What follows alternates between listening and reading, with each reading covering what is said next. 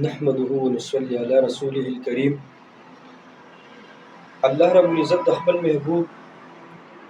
د جناب رسول پاک صلی الله علیه وسلم مبارک فرمایي چې زما د رسول الله صلی الله علیه وسلم اطاعت کو د زما اطاعت کو. او الله رب العزت فرمایي چې زما رسول چې تاسو له صدر کې داتي واخلي او سسنه چې منکې تدین منشي. او الله رب العزت چې کوم دی په قران کې فرمایي چې زما د رسول اطاعت چې دی یقینا د زما اطاعت دی. او الله رب العزت اعلان کړی دی زما پیغمبر ته زما دي بندگانو ته وایا قل ان کنتم تحبون الله فاتبعوني يحببكم الله ويغفر لكم ذنوبكم والله غفور رحيم. ای زما پیغمبر ته دوی ته وایي خپل امت ته که تاسو د الله سره محبت کول غواړئ نو تور ته وایا چې زما پیروي وکړئ، زما په طریقو باندې ژوندۍ راولئ، الله به ستاسو سره محبت وکړي، ستاسو ګناهونه به چې دی الله معاف کړي او الله غفور رحیم دی. صحابه کرام چې په هر قدم باندې د رسول الله صلی الله علیه وسلم تابعدار ول او د حضور علیه السلام په سنت باندې کامل چې کوم دی هغه پورول د دې وجې په لکه زمانه کې په لږ وخت کې صحابه کرام چې دی الله تعالی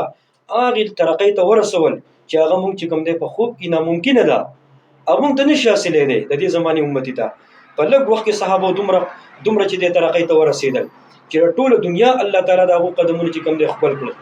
دا ولی دا د حضور په کامله اتباع باندې او نن امت د حضور علیه السلام د طریقونو چې کوم دی بالکل ناشنا دی. زمونږ نبی څومره ښایسته او حسین او جمیل چې دا غي چې کوم دی بیان هغه په جبه نشو بیانولای. د الله رسول چې کوم دی الله رب العزت فرمای الله پاک فرمای کچری ما ته نه پیدا کولې زما حبیبا ما به د کائنات نو پیدا کړې ما بخپل خدای چې کوم نه سرګند کړي. دومره ډوی مقام دی د حضور علیه السلام چې نه د الله د نبی په بدن باندې چې کوم دی د وای د مرګ پوری چې کوم دی د حضور علیه السلام په بدن باندې مچ نه دی ناس دومره حسین او جمیل بدن او د حضور علیه السلام مخ مبارک داسې ولګه د سوار د سمي د سپومې په شان بداغه بدن پړقېدو چرته چې د نبی علیه السلام په بدن باندې مر نه دی لګېدل په زندګۍ کې وریاض به روانه واغې به سورې کو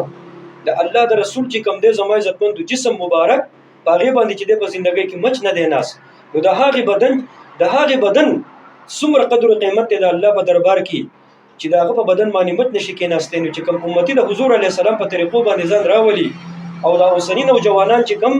ځان ته چې کوم نه ماډل چې کوم نه دغه چې ماډل زمانہ ده ماډرن نو زما عزتمند چې کوم دی ټیک ته دا ماډرن زمانہ ده خو نبی خو زمونږ د قیامت پورې دی اق نبی دی او هغه چې کوم دی دا سنت طریقې دي د الله نبی فرمای لا یؤمن احدکم حتى اكون احب الی من والده وولده والناس اجمعین. تر هغه وخت پورې چې کوم دی زما امتی کامل مؤمن نشي جوړې دي تر سو پورې چې داغه محبت داغه پزړه کې چې کوم دی د خپل مور نه د پلار نه او د خزینه د بچو نه او د تمام دنیا د انسانانو نزيات چې کوم دی زو ته محبوب نشم نو هغه کامل مؤمن نشي جوړې دي. نبی علیہ السلام فرمایي من احب سنتي چې زما د سنت سره محبت وکړو فقط احبني یقینا د زما سره محبت وکړو فمن او فقط احبني چې زما سره محبت وکړو کان معي فی الجنه دی به زما سره په جنت کې وزي.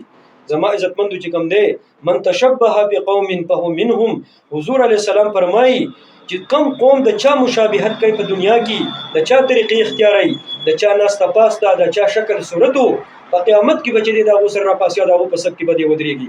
زمارو نن چې د معاشري چې کوم دی د حضور د طریقو نه ناشنا ده او خاص کر اوسنۍ چې کوم دی یم کل نوجوانان دا د حضور د طریقو نه ناشنا دي چې زموږ نبی سوکو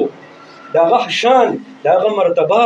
داغه مقام د الله په دربار کې چې کوم دی الله رب العزت داغه په زلف قسم خوري داغه په مخ مبارک قسم خوري داغه چې کوم دی په بول قسم خوري وقيله یا ربي والضحى داغه په چهره والليل اذا سجى داغه په زلف مبارکو او داغه چې کوم دی زما عزتمند چې کوم دی داغه چې کوم دی په تمام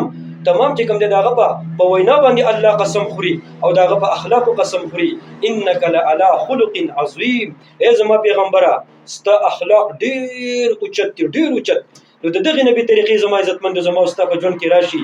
الله رب العزت زما او ستا ګناهونه معاف کړي الله به زموږ راضي شي.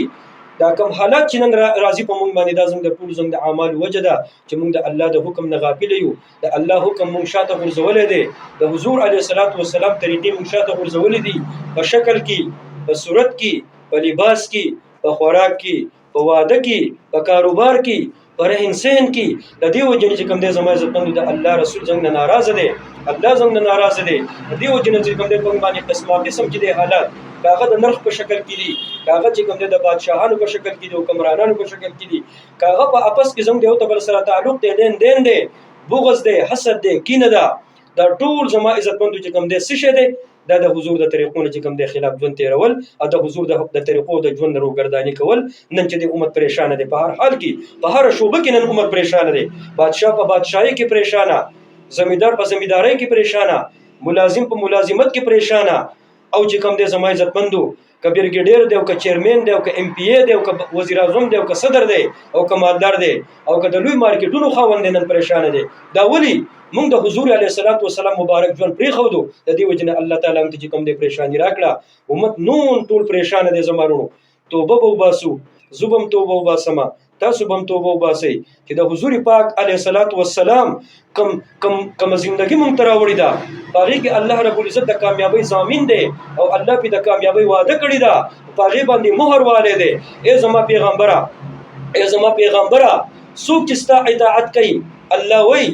زه چې کوم دی دا زما اطاعت دی. څوک چې ستا نافرماني کوي، دا زما نافرماني ده، د الله د رسول نافرماني د الله نافرماني ده. او د الله د رسول اطاعت د الله اطاعت دی. او چا چې د الله اطاعت وکړو دی کامیاب شو، په دنیا کې هم سرخورو شو او په آخرت کې همیشه لپاره جنت ته به الله داخل کی او د نعمتونو کور ته به الله داخل کی. د دغې دپاره چې کوم دی الله رب العزت موږ دا مختصر غونته کی او دا وقت غونته کی ژوند ناکړی دی. الله دې مالا او تاسو له په دې باندې د عمل کولو توفیق راکړي. سبحان ربک رب العزة عما یصفون وسلام علی المرسلین والحمد لله رب العالمین. آمین برحمتک یا ارحم